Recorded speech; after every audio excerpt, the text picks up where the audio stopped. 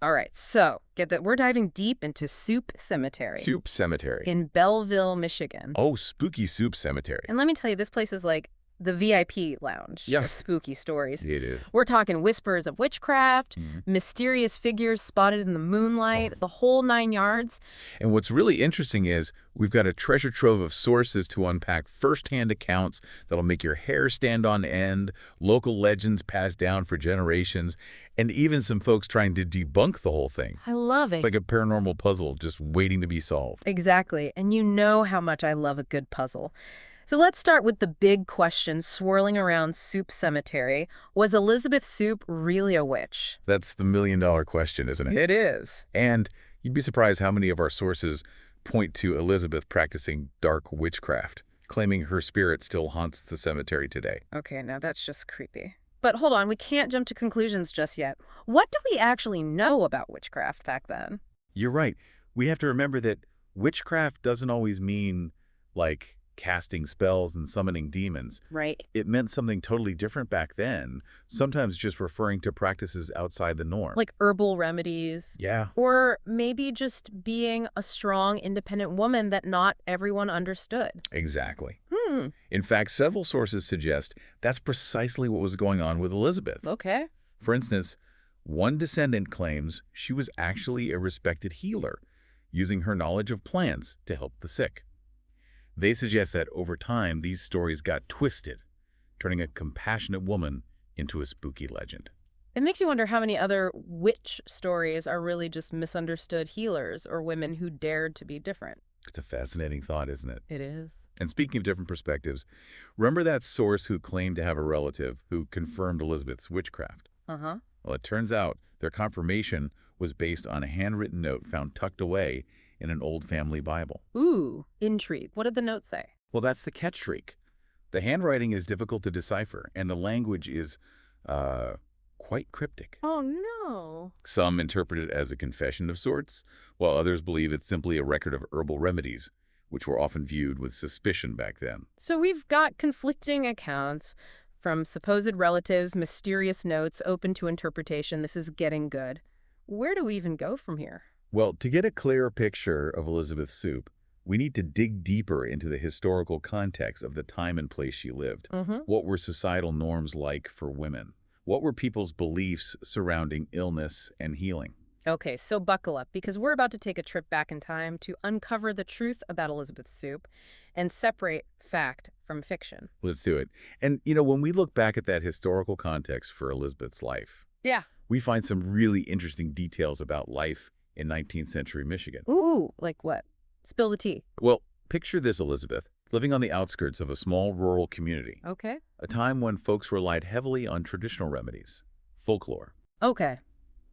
I can see how that sets the stage for some spooky rumors to take root. Precisely. And remember those conflicting accounts about her supposed witchcraft. Right. When we actually cross-reference those with historical land deeds, census data, it paints a slightly different picture.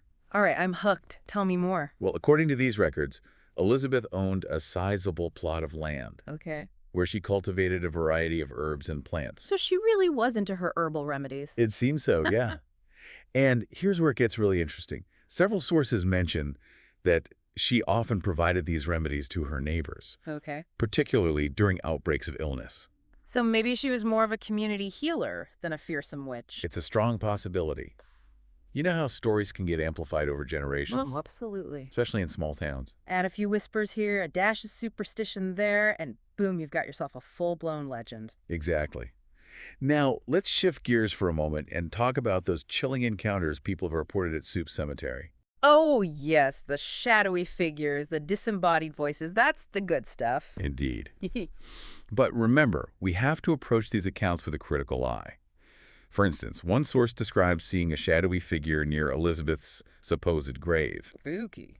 But when we look closer at the source, it's a blog post from 2015, Oh, okay. relying heavily on hearsay and local legends. So not exactly a reliable eyewitness account. Not quite. And this pattern emerges with several other paranormal encounters reported in the sources. So are you saying these ghost stories are all just smoke and mirrors? Not necessarily, but we have to consider other possible explanations. Like what? Well, for starters, Soop Cemetery is quite old, Hmm. dating back to the early 1800s. Over time, tombstones can shift. Trees cast eerie shadows. The wind can play tricks on your senses. Okay.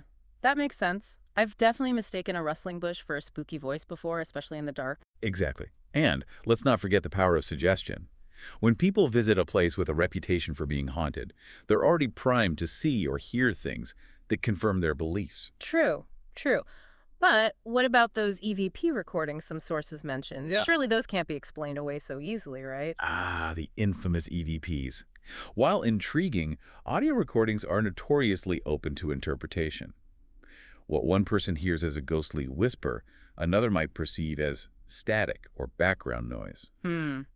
So you're saying we shouldn't be so quick to assume it's ghosts?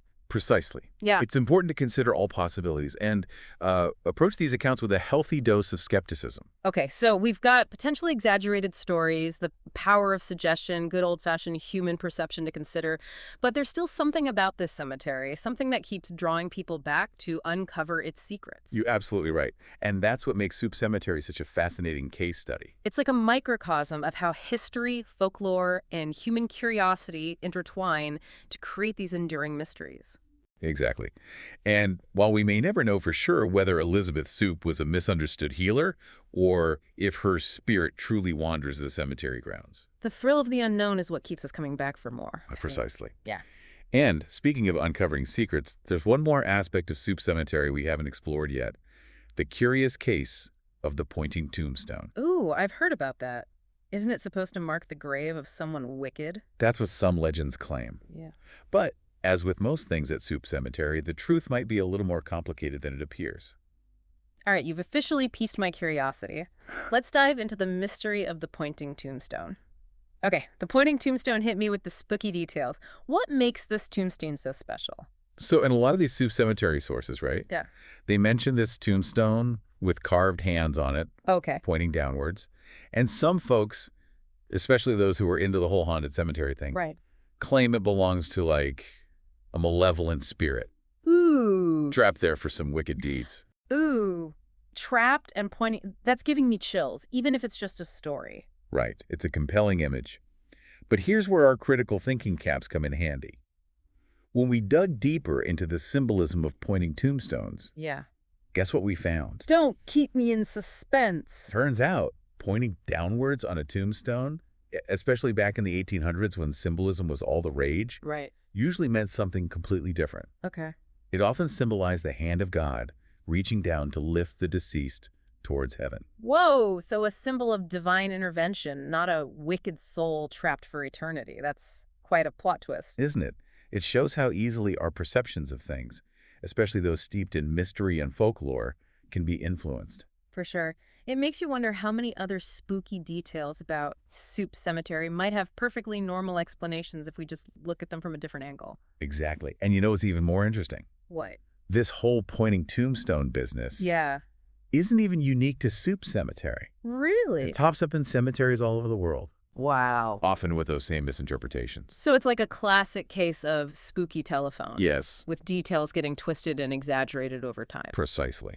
But hey, that's part of what makes exploring these stories so much fun, right? Right. It's like piecing together a puzzle, separating fact from fiction and uncovering those hidden truths. Absolutely. I have to say, after this deep dive into Soop Cemetery, I'm seeing the whole thing in a new light. What started as a haunted hotspot is now more like a fascinating blend of history, folklore, and the power of human perception. Couldn't have said it better myself. Yeah. And, you know, that's the beauty of these deep dives. It's not about proving or disproving the paranormal, but about engaging with the unknown, challenging our assumptions, and maybe learning a thing or two about history and ourselves along the way. Well said. So, as we wrap up our exploration of Soop Cemetery, I have one final question for you, dear listener. What will you take away from this deep dive? Will you see those spooky stories in a new light, armed with the knowledge we've uncovered? Or will you let your imagination run wild, embracing the mystery and intrigue that places like Soop Cemetery inspire? The choice, as always, is yours. And with that, we'll leave you to ponder the mysteries of Soop Cemetery. Until next time, keep exploring, keep questioning, and remember sometimes the most intriguing stories are the ones we tell ourselves.